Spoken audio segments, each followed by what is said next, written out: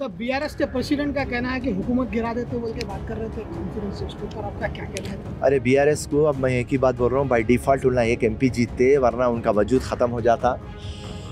और जितने भी बीआरएस के एमएलएज है दीवार पे बैठे हुए बंदरों के वैसा, और वो बंदरा कूदना चाह रहे हैं कांग्रेस में। कविता को कबके की जेल भी जाना था।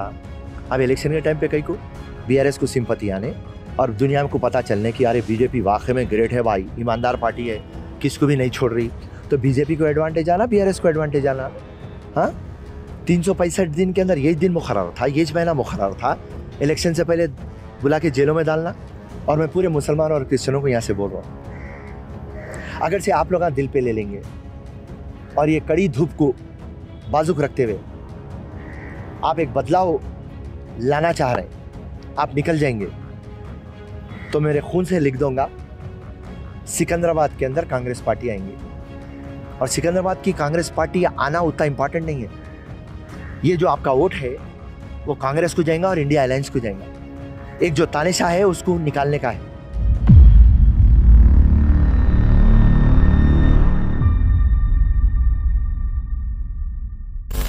कि अगर सत्ता बनती है तो महिलाओं का मंगलसूत्र उतार कर मुसलमानों को दे दिया जाएगा, उसके ऊपर आपका क्या कहना है? मोदी जी को, अब मोदी जी कांग्रेस और इंडिया अलायंस का बढ़ता हुआ ग्राफ देख के अब उनको सब्जेक्ट में क्या बात करना समझ में नहीं आ रहा। अब तक सबका साथ, सबका विकास, सबका प्रयास, सबका विश्वास, जुमलों की सरकार, तमाम चीज़ ये लोग बोल दिया। अब एक ही बात मेरे को समझ में आ रही, अगर से बीजेपी की गवर्नमेंट वापस इख्तियारात में आना है तो अब सिर्फ उनको नफ़रत बात करना है, उनको डिवाइड एंड रूल करना है। मैं बीजेपी और मोदी जी से पूछना चाहता हूँ, 50, 60, 70 साल से कांग्रेस किसका तो भी मंगलसूत्र ली। मोदी साहब को मालूम होगा मंगलसूत्र के बारे में, क्योंकि एक ज़माना पहले उनकी बीवी को छोड़ दिया उन्होंने। जब मोदी साहब मंगलसूत्र चुरा लिए होंगे तो उनके दिल में एक चोर था, अरे भाई मैं मेरी जोरू का मंगलसूत्र चुरा लिया बोल के आप कांग्रेस पे डाल के बोल रहे हैं। ये बातों में कोई बुनियाद नहीं है। आप क्या तरक्की करें आप वो बात करिए, ये मंगलसूत्र की बात बेकार। और आप मेरे को एक बात बोलिए, आप मुसलमानों के ताल्लुक से बात करते कि मुसलमाना बच्चे ज़्यादा पैदा करते, तो मैं आपके इल्म के लिए बता दूं, राइट, बाल ठाकरे साहब 11 भाई बहनों में से एक, अडवाणी साहब 8 भाई बहनों में से एक, तोगड़िया साहब 9 भाइयों में से एक, योगी साहब 7 भाई बहनों में से एक, एंड सोने पे सुहागा हमारे प्रधानमंत्री 6 बच्चों में से एक। अरे भाई तुम्हारी पूरी हिस्ट्री में बता रहा हूँ और तुम लोग बलवा करते कह रहे मुसलमान ज़्यादा बच्चे पैदा कर रहे हैं, ज़्यादा बच्चे पैदा कर रहे हैं। तो अब ये तमाम दुनिया को मालूम पड़ गया, समझ गए ना साहब? ये सुनिए जो लास्ट 10 साल गुजरे, ये क्या गुजरे समझे ना? ये अन्याय काल गुजरा, मित्र काल, जुमला काल, नफ़रत काल, और कुछ भी नहीं है। डिक्टेटरशिप की आप गवर्नमेंट बनाए, डेमोक्रेसी को आप भूल गए, आपके वादे अमल नहीं हुए। आपको जैसा मालूम पड़ा कि 2 फेज़ों के अंदर कांग्रेस और इंडिया अलायंस को ज़्यादा वोट डल गए, आप आपकी बॉलिंग स्टाइल चेंज कर दिए, आप गुगलियाँ डालना स्टार्ट कर दिए। रही बात खाली आप डेवलपमेंट की बात करना बस। और मैं सिकंदराबाद के हलके के उम्मीदवार किशन रेड्डी, तेलंगाना का बीजेपी पार्टी के प्रेसिडेंट को ओपन चैलेंज कि आप डेवलपमेंट में क्या करें बताइए। आप जो टैक्स में पैसा ले रहे हैं, आप सिकंदराबाद को क्या दिए, तेलंगाना को क्या दिए? चलिए, कौन सी गली, कौन सी बस्ती को आप डेवलप करें, कौन सा स्कूल, कौन सा कॉलेज आप डेवलप करें, आप कितने नौकरियां दिए, बढ़ती हुई कीमत पे आप कंट्रोल कर सके। खाली आपका एक ही काम, जहाँ पर भी नॉन बीजेपी गवर्नमेंट रहना, वहाँ पे वो गवर्नमेंट को कैसा गिराना। जो बीजेपी का पार्टी का अपोजिट लीडर तगड़ा रहना, उसको ईडी का रेड, इनकम टैक्स का रेड, सीबीआई का रेड, इलेक्शन कमीशन, ये पूरे ऑटोनमस बॉडी को आप यूज़ करना और उनको कंट्रोल करना। जितने भी सेंट्रल एजेंसीज है उनका पावर आप खींच लिए। तो आप एक तानाशाही हुकूमत कर रहे हैं नरेंद्र मोदी। तो ये तानाशाही हुकूमत जाने के लिए कांग्रेस को आना लाना बहुत ज़रूरी है। सर, मुसलमानों के ताल्लुक से और एक बात कह दिया नरेंद्र मोदी, घुसपैठी बोल के बताया कि वो बांग्लादेशी अफगानिस्तान वहाँ से घुस कर आए। इसके ऊपर आपका क्या कहना है? कौन मुसलमान? देखो साहब, जो हिंदुस्तान में आ गया वो हिंदुस्तानी है, राइट। मैं जैसा लास्ट टाइम भी आपके चैनल को बोला, 5000 साल की हिस्ट्री में ना को जाओ बाबा। अरे भाई, हिंदुस्तान में ऊपर से आर्यंस आए, नीचे से द्रविडियंस आए, हाँ, इंडस वैली सिविलाइजेशन। मैं हिस्ट्री पढ़ रहा हूँ नरेंद्र मोदी। जो हिंदुस्तान में आ गया। हिंदुस्तान की खासियत क्या है? अनेकता में एकता है। और हम कभी भी क्या बोलते थे? अगर से अमेरिका सूरज है, रशिया चांद है, England, Australia, France, Germany star है, तो हिंदुस्तान एक रेनबो है। हिंदुस्तान की जो एन है, कॉन्स्टिट्यूशन है, उसकी बुनियाद क्या है? That we are sovereign, social, secular, democratic republic. इसका मतलब क्या है? हम एक है। यहाँ मज़हब को, रीजन को नहीं देखा जाता, भाषा को नहीं देखा जाता। लंबा है, काला है, मोटा है, गिड्डा है, फ़कीर है, गरीब है, हिंदुस्तान में नहीं देखते। हिंदुस्तान में एक है। तो तुम ये तमाम चीज़ हम भूल के, हाँ, मुसलमान यहाँ से आया, ये तमाम बातों में दम नहीं है। खाली आप डेवलपमेंट के बारे में बात करिए। आप हिंदुस्तान को 10 साल में आप क्या दिए? सर, बीआरएस के प्रेसिडेंट का कहना है कि हुकूमत गिरा देते बोल के बात कर रहे थे कॉन्फ्रेंस से, उसके ऊपर आपका क्या कहना है? अरे बीआरएस को अब मैं एक ही बात बोल रहा हूँ, बाय डिफ़ॉल्ट उन्हें एक एमपी जीतते, वरना उनका वजूद ख़त्म हो जाता।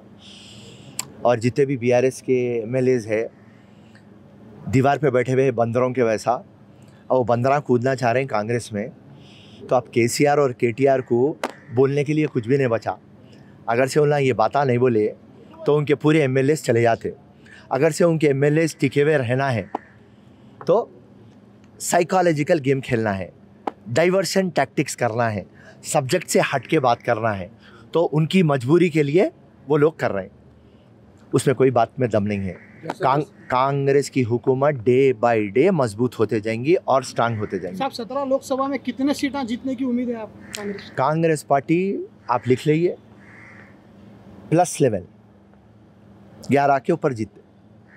जैसे कि साहब रेवन्यू रेड्डी साहब जब से सीएम के अहदे पे बैठे, बीजेपी वाले वो टारगेट करना चाह रहे हैं कि जैसे संबंध भी परसों गांधी भवन को भेजे थे, उसके पीछे 15 लोग अभी इसमें शामिल है, तो उसके बारे में क्या बोलें? देखिए साहब, अभी मैं क्या बोला, नॉन बीजेपी गवर्नमेंट जहाँ भी है उनके सेंट्रल एजेंसीज आ जाते।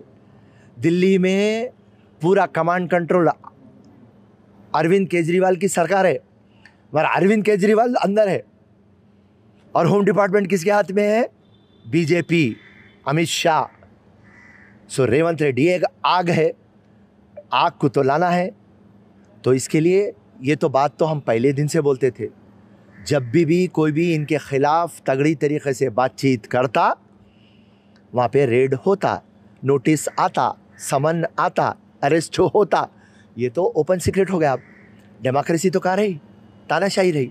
राजा के बारे में नहीं बोलना, राजा के घर के बारे में नहीं बोलना, सारी दुनिया के बारे में बकवा कर ले तू बचावा रहता। हमारे ताल्लुक से बोलेंगा तिहार को आ जाना, ये इनविटेशन भी जाता भाई नरेंद्र मोदी। ये तो पूरी दुनिया को मालूम हो। हम पहले जब बोलते थे तो बोलते अरे फिरोज खान क्या बोलते यार हो, पर आज पूरों को मालूम पड़ गया। केसीआर साहब का ये कहना है कि बीजेपी और कांग्रेस दोनों मिलकर मेरी बेटी को जेल भेजा दिए बोल के प्रेस कॉन्फ्रेंस में बोल रहे थे। अरे सिंपति रे, बट टाइमिंग देखो यार हो, कविता को कब की जेल भेजाना था। अब इलेक्शन के टाइम पे कई को बीआरएस को सिंपति आने और दुनिया को पता चलने कि अरे बीजेपी वाकई में ग्रेट है भाई, ईमानदार पार्टी है, किसको भी नहीं छोड़ रही, तो बीजेपी को एडवांटेज आना, बीआरएस को एडवांटेज आना। हाँ, 365 दिन के अंदर यही दिन मुकर्रर था, यही महीना मुकर्रर था, इलेक्शन से पहले बुला के जेलों में डालना। ये बीजेपी का एक ड्रामा है रे भाई, और कुछ भी नहीं है, पॉलिटिकल स्टंट है। साहब, एक लास्ट क्वेश्चन है। अवाम का कहना है कि फिरोज खान रात देख रहा ना दिन देख रहा, सिकंदराबाद की सीट को टफ के मुकाबले में जो है सो वो निकल जा रहा, धूप इतनी चिड़चिड़ाती धूप में निकल जा रहा, रात में निकल जा रहा, उसके ऊपर अवाम को क्या मैसेज देंगे? देखिए, एक ही बात है, सिकंदराबाद के अंदर 5,80,000 मुसलमान और क्रिश्चियन है। और मैं पूरे मुसलमानों और क्रिश्चियनों को यहाँ से बोल रहा हूँ, अगर से आप लोग दिल पे ले लेंगे और ये कड़ी धूप को बाजुक रखते हुए आप एक बदलाव लाना चाह रहे हैं, आप निकल जाएंगे, तो मेरे खून से लिख दूंगा सिकंदराबाद के अंदर कांग्रेस पार्टी आएंगी। और सिकंदराबाद की कांग्रेस पार्टी आना उतना इम्पॉर्टेंट नहीं है, ये जो आपका वोट है वो कांग्रेस को जाएगा और इंडिया अलायंस को जाएगा। एक जो तानेशाह है उसको निकालने का है।